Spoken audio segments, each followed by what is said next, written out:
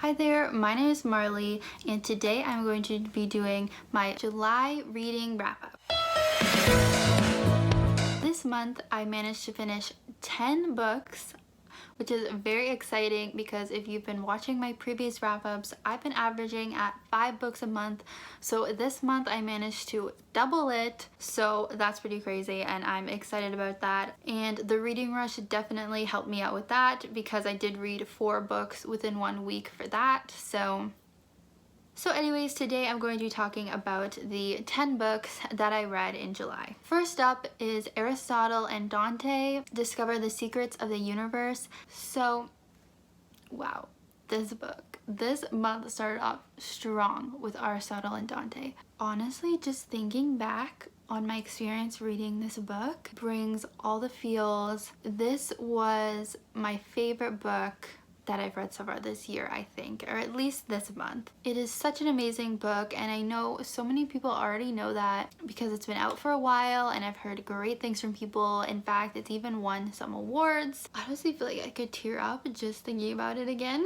So what happened was I picked up this book. I was like, this will be my book for the week, you know, and then I just never stopped reading. I read it in one sitting, in one night. It was so addicting, but anyway, the plot is that it's about a Mexican-American boy named Aristotle, or he likes to go by Ari for short, and his relationship with another boy named Dante. It shows their lives over the course of about 2 years, dealing with things like their identity and their sexualities and their friendship and family stuff too. Ari is more of the closed off, brooding, quiet one, and then Dante was like the more outgoing, optimistic one. And it was so cute. I always love that type of dynamic. His father was dealing with PTSD from being in war, and his brother is also in jail. So that's a bit of like the family stuff that he's dealing with. But yeah, I really enjoyed it. It's been like a full month since I read it, but it has still stayed with me and is definitely a 5 out of 5 star read for me. The next book that I read in July was You Should See Me in a Crown by Leah Johnson. Very popular book on BookTube. I think pretty much everyone has read it, and I was not disappointed. It was so cute, so inspiring. It follows a young queer black girl named Liz. She's in her senior year of high school and she's really hoping to go to the college of her dreams, but she finds out that she did not get the scholarship that she thought she was going to, so she's not really going to be able to afford to go.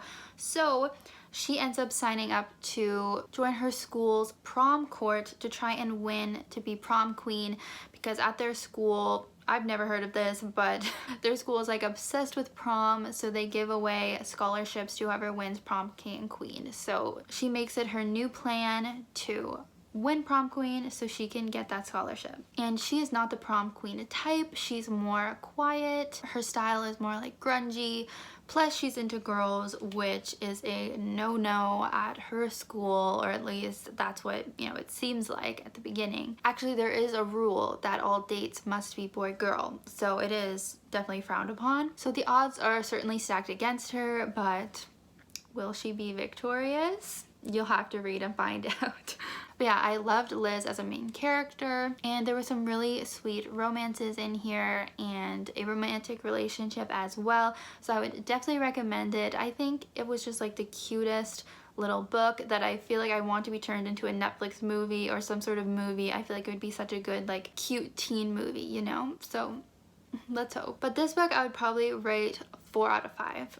It just wasn't quite perfect, but it was pretty good. The next book that I read in July was The Assassin's Blade by Sarah J. Maas. This is a prequel book to her Throne of Glass series. Specifically, it's a collection of novellas, but all put together, it just kind of reads like one book because they're all sort of right after each other. I decided to read this because so far at the time I had only read Throne of Glass, the first book, and I really wanted to get more details about Selena and more about her history before going forward with the rest of the series.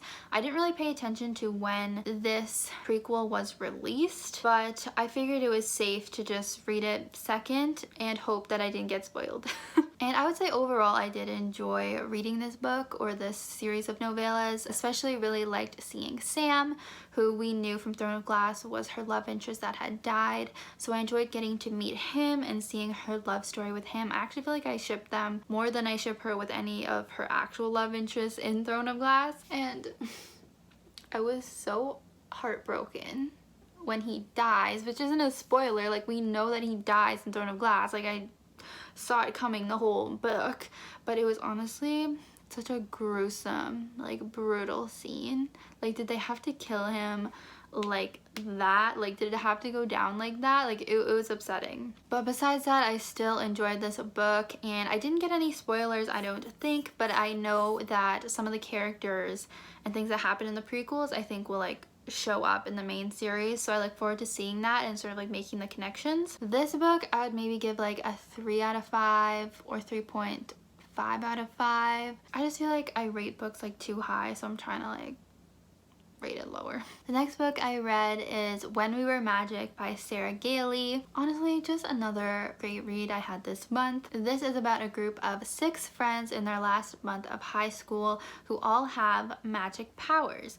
Now, they don't really call themselves witches, they just sort of talk about having magic, which was something I found interesting. It very much read like a contemporary book, just that they had magic. It's not like it got really into the fantasy and really delved into that. It literally just felt like a contemporary book where they had magic, so I thought that was kind of a cool like genre bending thing. So for the plot, the main character Alexis does something really bad, which I'm not gonna say what it is for spoilers, even though it happens in like on the first page, but she does something really bad and her friends help her try to fix it, and the rest of the book is them dealing with the consequences of that and of using their magic in that way. I really liked how diverse this book was. The main character is queer and there's a couple other queer characters, as well as some diversity in their backgrounds. So this month I definitely read more diversely, so very proud of myself for that. But yeah, if this sounded interesting to you at all, I would highly recommend it because I flew through it I think in only like 2 days, and I think this I would rate 4 out of 5 again. Another book I read this month was Felix Ever After by Kacen Callender, which is another book that so many people have been talking about on BookTube, so I just had to read it. It follows Felix, who is a queer, trans, and black teen who is currently enrolled in an arts program during the summer. He really wants to get into Brown College and pursue his art career. However, something bad happens to him where someone hacks into his Instagram account and posts a whole gallery of old photos of him before he had transitioned. And this person even shares his dead name, which I learned means the name that trans people were given at birth, but they no longer identify with. Then this person continues to terrorize him on Instagram by sending him hateful and transphobic messages. So I would say this story deals with Felix figuring out his identity, because while he does know that he is trans, he's still sort of questioning things throughout the book. And you know, he has his first love, of course, and he learns more about self-love. I will say I had some reservations at the beginning because I wasn't totally loving Felix. For example, I felt like he was mistreating his best friend Ezra a little bit, and I found that he would say how much he wanted to get into Brown and that he worked so hard, but then he was constantly skipping school and like not doing his work. So I was sort of like, okay, what?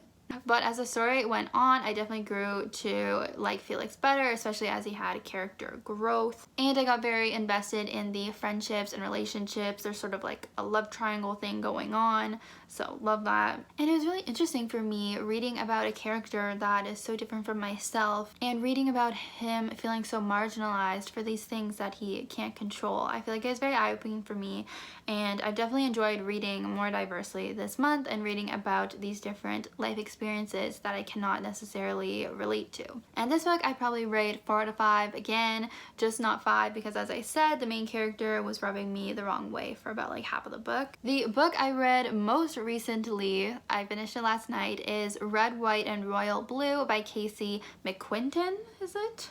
McQuiston. Again, a very popular book. I think this won for Best Romance on Goodreads in 2019. So I was really craving a romance, especially after I finished watching the show Love, Victor. highly recommend. But I was craving like a male romance, so I checked out this book and it was so good. I definitely understand the hype. Basically, this takes place in like an alternate universe, a better one, that's for sure. But the President of the United States is currently a woman, the first woman ever, and the main character is her son Alex, and he ends up having a romance with the Prince of England. So this was an enemies to lovers romance, and it was really cute, and I really liked how fleshed out the romance was. I've definitely read some romances where you don't really get to see as much of the relationship, or maybe the ending is kind of like vague. You don't know what happens at the end. You don't know if they ended up together. You don't really get to see them together that much. This book really fleshed it out. They got together pretty early on in the book, so you really got to see their relationship explored, really see them grow to love each other, and, you know, the drama that happened with obviously the son of the president and the Prince of England dating. Obviously there's going to be some issues, but I would rate this one 5 out of 5, definitely recommend. The next 4 books that I read were during the reading rush, so I'm going to recommend you go watch my reading rush vlogs where I'll get more in depth about what I read, but I'm just going to briefly mention those books right now. The first one was Something Like Gravity by Amber Smith. It follows Chris and Maya. Chris is a transgender teen who moves to Maya's town for the summer because he's been dealing with bullying and assault in his hometown. Meanwhile, Maya is dealing with the death of her sister and dealing with that grief basically, and they become friends and more, and it's really cute and I would recommend it. The next book I read during the reading rush was The June Boys by Court Stevens. This book is about the Gemini thief who every couple of years or so kidnaps a couple teenage boys and then releases them after a year. And this year our main character's cousin was taken and one of the boys shows up dead, so it's about unraveling that mystery, figuring out who is kidnapping the boys and why. Again, would really recommend this book as well. The third book in the reading rush that I read was Crown of Midnight by Sarah J. Maas, so the second book in the Throne of Glass series. While this book took me a little while to get into it, I did end up enjoying it just like Throne of Glass, and it was very addicting for me. I'm looking forward to reading more of the series, and I'll just say that Dorian has my heart. He is my favorite character. The last book I read during the reading rush was The Sun Is Also a Star by Nicola Yoon. I really enjoyed this book. I love the messages it has about like fate and destiny and dealing with all of the issues surrounding like immigration and deportation, because that is something I personally do not know a ton about. And the romance was very cute in that as well. Basically, Tasha's family is originally from Jamaica, but they've been living in America for a long time now, but they are getting deported, and she is trying to find a way to keep her family in America because that's where her life is. And she meets Daniel on her last day in America, and they fall in love, and you know. So there you have it. Those are the 10 books that I read this month in July. Very proud of my reading lately. Hopefully August is just as good of a reading month. Have you read any of these books? What did you think? And what was your favorite read of July? Thanks so much for watching. I hope you will subscribe and like and comment and all that stuff. And I'll see you in my next video. Bye!